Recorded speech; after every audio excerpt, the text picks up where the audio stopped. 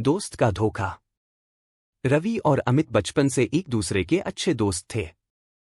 दोनों का साथ ऐसा था कि लोग उनकी दोस्ती की मिसाल दिया करते थे।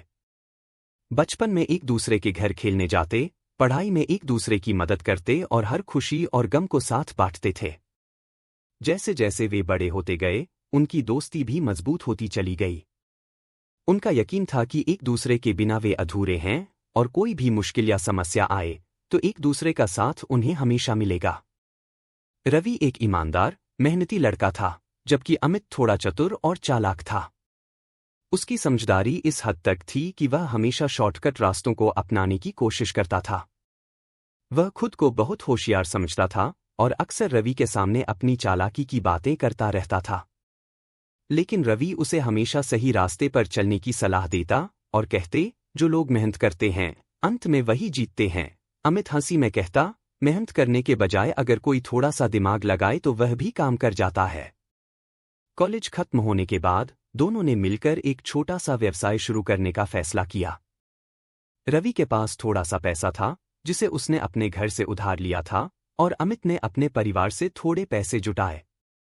दोनों ने एक छोटे से ऑफिस में काम शुरू किया और धीरे धीरे उनके व्यापार में वृद्धि भी होने लगी। शुरुआत में सब कुछ अच्छा था। वे दोनों मेहनत कर रहे थे, एक दूसरे का साथ दे रहे थे और सब कुछ ठीक चल रहा था। लेकिन फिर कुछ महीनों बाद रवि को महसूस होने लगा कि व्यवसाय में कुछ गड़बड़ हो रही है। व्यापार का लाभ जितना होना चाहिए था, उतना नहीं था।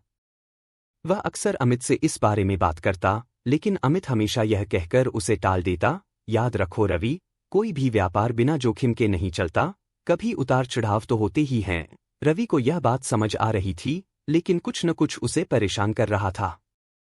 उसकी छठी इंद्रिय यह महसूस कर रही थी कि कुछ तो गलत है, लेकिन वह अमित पर शक करने की सोच भी नहीं सकता था, क्योंकि वह हमेशा से उसका दोस्त था।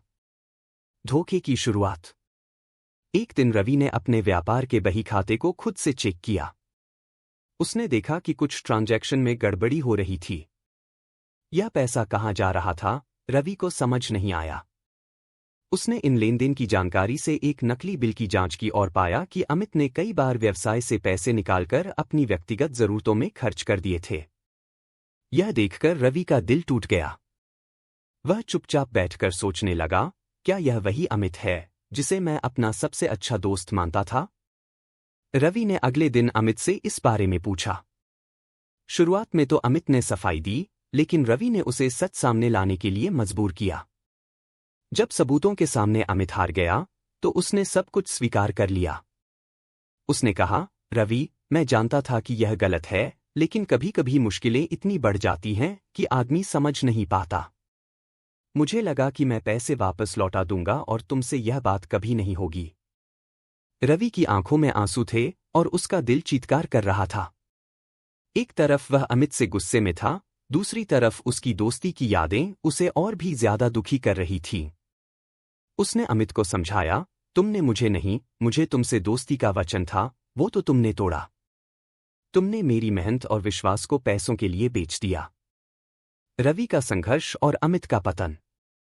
रवि ने अपनी जिंदगी में यह ठान लिया कि वह किसी भी हालत में अमित को दूसरा मौका नहीं देगा। उसने अमित से नाता तोड़ लिया और व्यापार में उसे बाहर कर दिया। शुरू में यह रवि के लिए बहुत मुश्किल था, लेकिन धीरे धीरे वह समझ गया कि कुछ रिश्ते हमें दर्द देते हैं ताकि हम अपनी जिंदगी में आगे बढ़ सकें। रवि ने अपने व्यापार को फिर से खड़ा करने के लिए दिन रात मेहनत की। उसने दोबारा से अपने काम में जान फूंक दी और अपने कर्मचारियों के साथ मिलकर व्यापार को सफलता की ऊंचाई तक पहुंचाया। वहीं अमित की हालत खराब हो गई। उसकी गलतियां अब उसे बहुत भारी पड़ने लगीं। वह अपनी आदतों से बाहर नहीं निकल सका और धीरे धीरे सभी से अपना विश्वास खो बैठा। उसने जो भी किया था, वह उसके लिए अंत में विनाशकारी साबित हुआ। एक समय था जब वह रवि से कहता था, तुम मेरी सबसे बड़ी ताकत हो, लेकिन अब वही ताकत उसके खिलाफ खड़ी हो गई थी। सीख। रवि ने अपनी कठिनाइयों से सीखा कि जीवन में सबसे महत्वपूर्ण चीज है ईमानदारी और विश्वास। अगर किसी ने किसी रिश्ते में धोखा दिया है, तो उस पर पुनः विश्वास करना खुद से धोखा देना होता है।